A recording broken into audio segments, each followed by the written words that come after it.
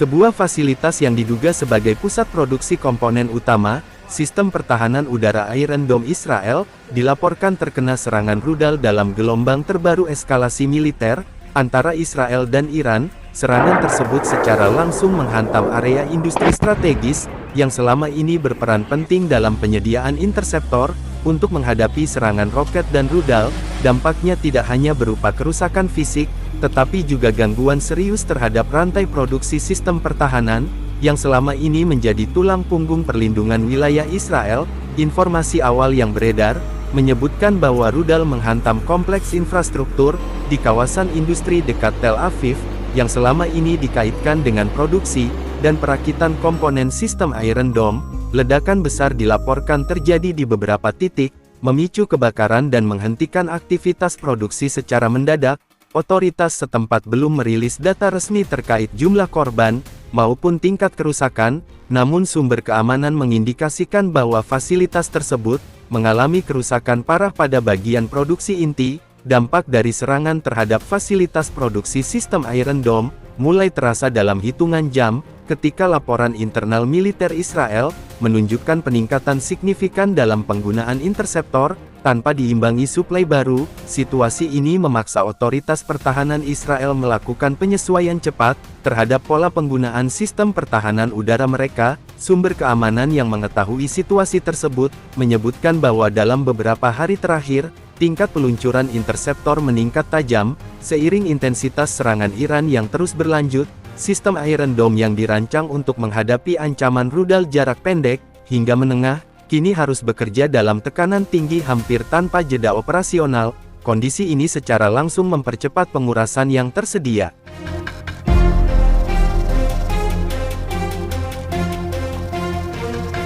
Masalah utama yang dihadapi bukan hanya pada jumlah ancaman, tetapi pada ritme konsumsi. Penggunaan interseptor dapat dikendalikan, dan diimbangi dengan produksi serta distribusi.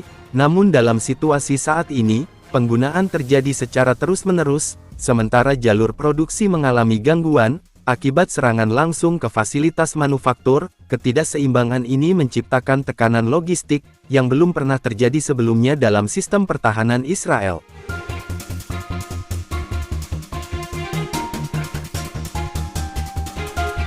Militer Israel dilaporkan mulai menerapkan prioritas target, dalam penggunaan interseptor. Tidak semua ancaman yang terdeteksi akan langsung dicegat, melainkan hanya yang dianggap berpotensi menimbulkan kerusakan besar atau korban jiwa. Kebijakan ini menunjukkan adanya keterbatasan sumber daya, yang memaksa pengambilan keputusan secara lebih selektif di lapangan. Di beberapa wilayah, laporan menunjukkan adanya peningkatan jumlah rudal yang tidak dicegat, dan berhasil jatuh di area terbuka, maupun di kawasan pemukiman. Meskipun sebagian tidak menimbulkan kerusakan besar, kondisi ini mulai memicu kekhawatiran di kalangan warga sipil. Ketergantungan selama ini terhadap sistem Iron Dome sebagai pelindung utama, kini mulai diuji dalam situasi yang lebih ekstrim. Selain itu, tekanan juga terjadi pada sistem pendukung, termasuk radar dan pusat komando yang mengatur pelacakan, serta penentuan prioritas target. Volume ancaman yang tinggi, membuat sistem harus memproses data secara real-time, meningkatkan risiko keterlambatan respon, atau kesalahan dalam identifikasi ancaman.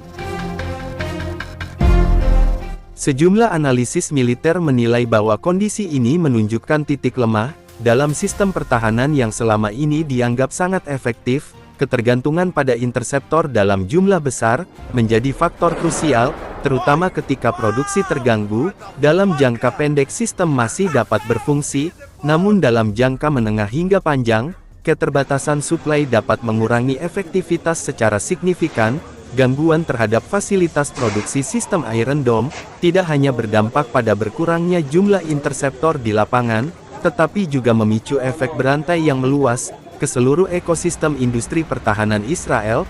Dalam beberapa hari setelah serangan, indikasi terputusnya rantai pasokan mulai terlihat jelas, menandakan bahwa krisis tidak lagi bersifat operasional semata, melainkan telah memasuki tahap struktural. Sumber industri menyebutkan bahwa produksi interseptor untuk sistem Iron Dome melibatkan jaringan kompleks yang terdiri dari berbagai pemasok komponen, dari sistem pemandu, bahan peledak, hingga perangkat elektronik presisi tinggi. Kerusakan pada satu titik utama dalam jaringan ini, langsung berdampak pada keseluruhan proses produksi, karena setiap komponen memiliki ketergantungan satu sama lain, dan tidak dapat digantikan secara instan. Fasilitas yang terkena serangan sebelumnya, dilaporkan berperan sebagai pusat integrasi, tempat di mana berbagai komponen dirakit menjadi interseptor siap pakai. Ketika fasilitas ini lumpuh, produksi tidak hanya melambat, tetapi dalam beberapa kasus terhenti sepenuhnya. Upaya untuk memindahkan proses produksi ke lokasi lain, menghadapi berbagai kendala, termasuk keterbatasan infrastruktur keamanan, dan waktu adaptasi. Selain itu, faktor keamanan menjadi hambatan tambahan. Setelah serangan tersebut, sejumlah fasilitas industri strategis lainnya langsung meningkatkan status siaga, membatasi aktivitas produksi untuk mengurangi resiko menjadi target berikutnya. Langkah ini meskipun diperlukan, dari sisi keamanan justru memperlambat output produksi secara keseluruhan. Dampak lain yang mulai muncul adalah gangguan distribusi. Dalam kondisi normal, intersektor yang telah diproduksi akan segera dikirim ke beberapa unit pertahanan udara sesuai kebutuhan operasional. Namun dalam situasi saat ini, jalur distribusi mengalami tekanan, akibat meningkatnya kebutuhan di berbagai wilayah secara bersamaan. Prioritas pengiriman harus ditentukan dengan ketat, menciptakan ketidakseimbangan suplai antar wilayah.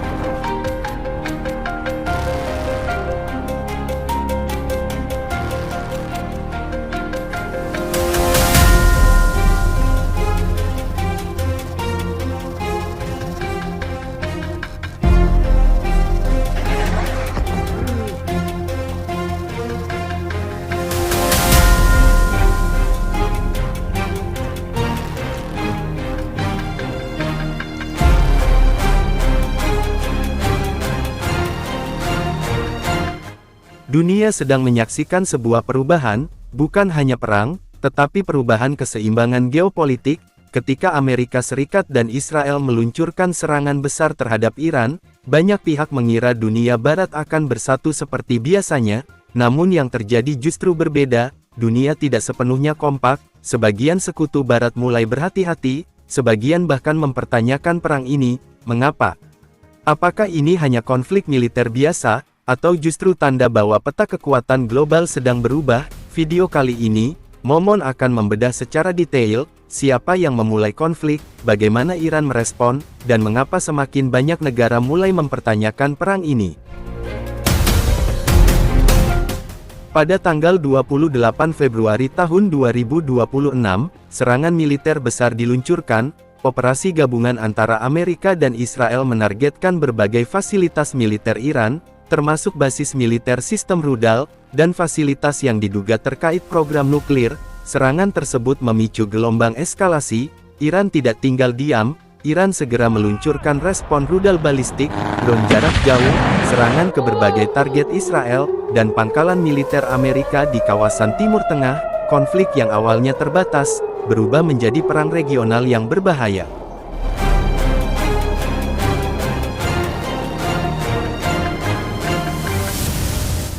Bagi pemerintah Iran, konflik ini bukan sekedar perang, ini adalah pertahanan kedaulatan nasional. Iran menyatakan bahwa serangan terhadap wilayah mereka merupakan pelanggaran terhadap hukum internasional, dan mereka menegaskan hak untuk membela diri. Argumen ini merujuk pada prinsip dasar piagam PBB, sebuah negara berhak mempertahankan diri jika diserang. Narasi ini mendapat simpati dari beberapa negara, bukan karena mereka sepenuhnya mendukung Iran, tetapi karena banyak pihak melihat serangan awal sebagai eskalasi berbahaya. Ketika konflik meningkat, Amerika Serikat segera mengadakan pertemuan darurat, namun hasilnya mengejutkan. Tidak ada keputusan bersama. Dewan Keamanan terbelah tajam. Beberapa negara mendukung operasi militer, namun negara lain seperti Rusia dan China mengecam serangan tersebut. Mereka menyebutnya sebagai pelanggaran kedaulatan negara. Akibatnya PBB tidak mampu menghasilkan resolusi bersama, sebuah tanda bahwa dunia tidak lagi sepenuhnya satu arah. Iran mungkin bukan negara dengan militer paling kuat di dunia, namun Iran memiliki sesuatu yang sering diabaikan: jaringan aliansi regional, kelompok sekutu dan strategi perang asimetris. Di kawasan Timur Tengah, Iran memiliki pengaruh melalui berbagai aktor regional. Strategi ini membuat konflik tidak hanya terjadi di satu tempat, tetapi bisa muncul di berbagai titik, sebuah pendekatan yang membuat lawan harus menghadapi banyak front sekaligus, dan dalam geopolitik modern, itu adalah strategi yang sangat efektif.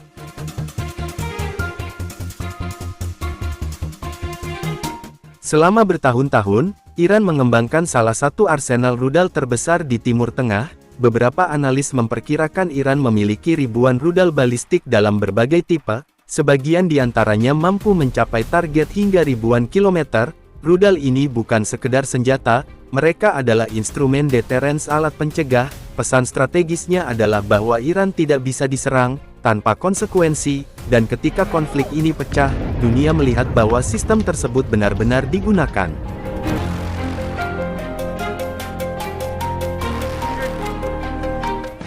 Dalam konflik modern, kemenangan tidak hanya ditentukan oleh jumlah tank atau pesawat, tetapi juga oleh persepsi narasi dan psikologi.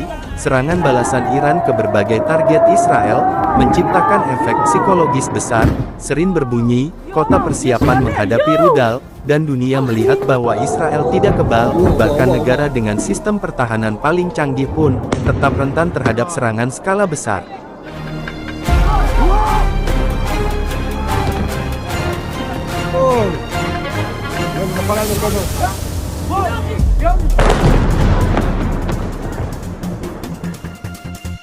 Disinilah dinamika geopolitik berubah. Beberapa negara barat mulai mempertanyakan konflik ini, bukan karena mereka mendukung Iran, tetapi karena mereka melihat resiko besar, perang regional, krisis energi, dan ketidakstabilan global. Bahkan beberapa pemerintah menyatakan bahwa operasi militer terhadap Iran seharusnya dibahas terlebih dahulu di forum internasional. Timur Tengah bukan hanya wilayah konflik, ini adalah pusat energi dunia. Sebagian besar minyak global melewati jalur penting, seperti Selat Hormuz. Jika konflik meningkat, jalur ini bisa terganggu, dan jika itu terjadi, dampaknya akan terasa di seluruh dunia. Harga energi melonjak, inflasi meningkat, ekonomi global terguncang. Itulah sebabnya banyak negara barat mulai berpikir ulang. Banyak analis khawatir konflik ini bisa berkembang menjadi perang regional penuh. Jika berbagai sekutu Iran ikut terlibat, front konflik akan terbuka di banyak tempat: Lebanon, Irak, Yaman, Suriah. Skenario ini sangat berbahaya, karena perang tidak lagi terbatas pada dua negara, tetapi menjadi konflik kawasan.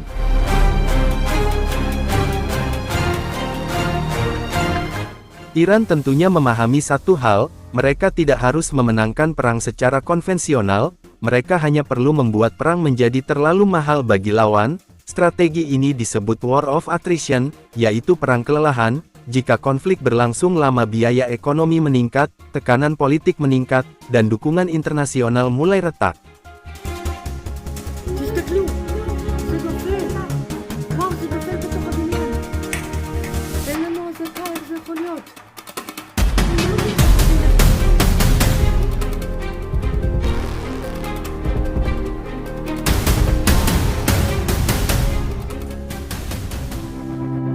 Donald Trump marah ketika sekutu NATO menolak mendukung serangan militer Amerika Serikat ke Iran. Pangkalan Inggris memblokir, Spanyol menutup akses, Turki menarik garis tegas. Amerika mendapati dirinya berdiri hampir sendirian di tengah keputusan yang berisiko besar. Peta kekuatan Barat mendadak tidak lagi sebaris.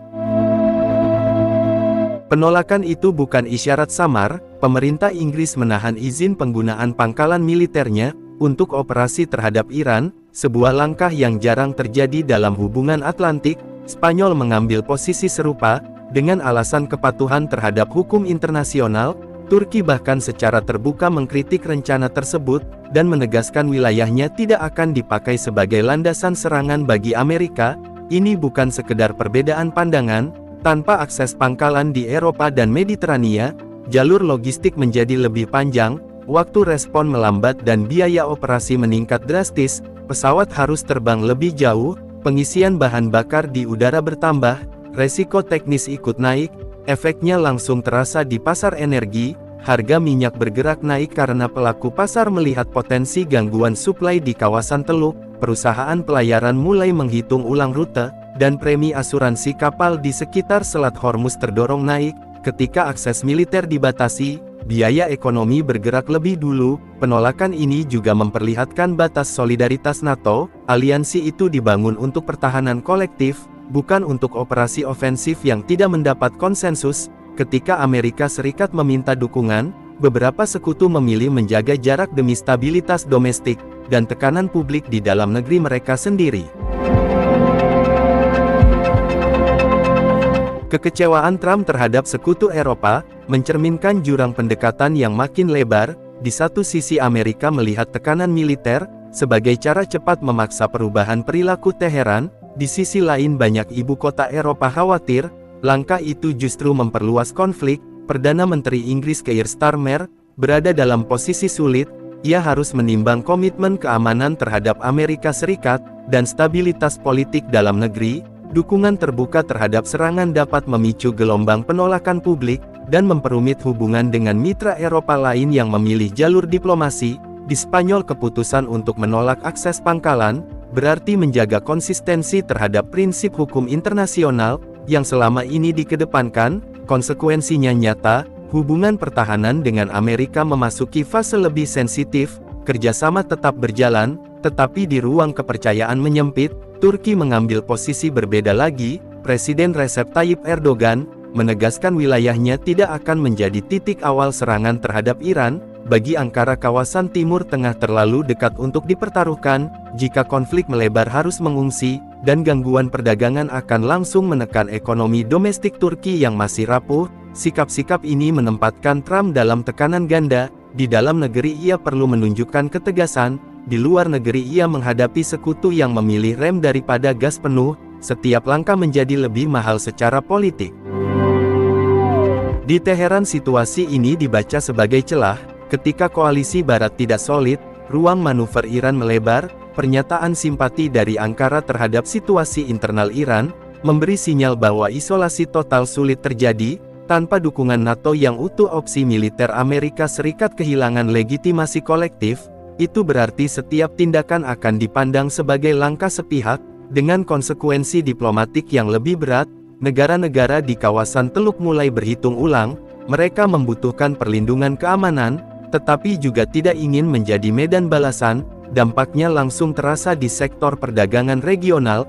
Investor menunda ekspansi proyek energi baru, kontrak infrastruktur diperlambat karena ketidakpastian. Ketika kemungkinan serangan meningkat, pembiayaan menjadi lebih mahal karena risiko politik naik. Iran juga memahami bahwa serangan terbatas bisa memicu respons asimetris. Serangan terhadap fasilitas energi atau gangguan jalur pelayaran akan memukul pasar global dalam hitungan hari. Itulah sebabnya banyak negara Eropa berhitung bukan hanya soal militer, tetapi juga soal stabilitas ekonomi mereka sendiri. Di titik ini persoalannya tidak lagi hanya tentang Iran. Ketika NATO tidak kompak dalam isu besar, negara besar lain memperhatikan dengan seksama. Rusia dan Cina melihat peluang, memperluas pengaruh diplomatik dan ekonomi di kawasan yang sama. Jika Amerika Serikat bertindak tanpa dukungan penuh sekutu, narasi tentang kepemimpinan Barat yang solid akan tergerus. Itu memberi ruang bagi Moskow dan Beijing untuk menawarkan alternatif kemitraan keamanan atau investasi energi kepada negara-negara Timur Tengah. Dalam jangka menengah, pergeseran ini dapat mengubah arah kontrak energi, kerjasama pertahanan, hingga penggunaan mata uang dalam transaksi minyak. Bagi Eropa dilema makin jelas. Mereka bergantung pada stabilitas pasokan energi, dan jalur perdagangan yang aman. Konflik terbuka akan memicu lonjakan harga, dan tekanan inflasi baru tepat ketika banyak ekonomi masih berupaya pulih. Keputusan menolak dukungan militer bukan hanya soal prinsip, tetapi juga soal menjaga ruang nafas ekonomi, ketika satu keputusan regional, mengubah cara negara besar lain menghitung langkah, keseimbangan global ikut bergerak, bukan karena satu serangan terjadi, tetapi karena aliansi utama dunia menunjukkan batas kebersamaan mereka.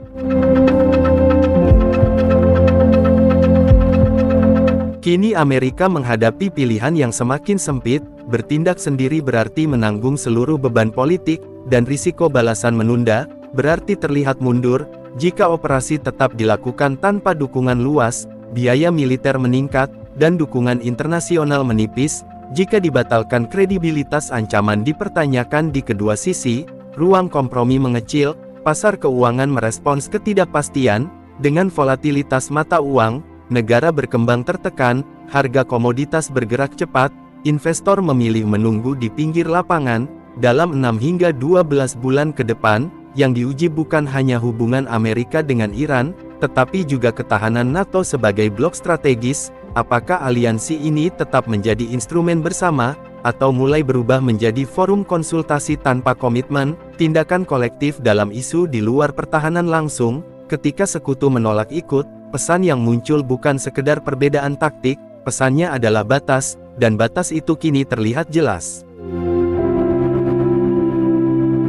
Penolakan sekutu terhadap rencana serangan, membuka babak baru dalam hubungan transatlantik, yang selama ini dianggap kokoh. Keputusan-keputusan ini tidak berdiri sendiri, ia membentuk ulang cara negara menghitung risiko, biaya dan loyalitas. Jika garis yang ditarik hari ini bertahan, maka peta kekuatan Barat akan berubah, bukan karena satu ledakan, melainkan karena satu momen ketika kebersamaan berhenti pada ambang yang sama.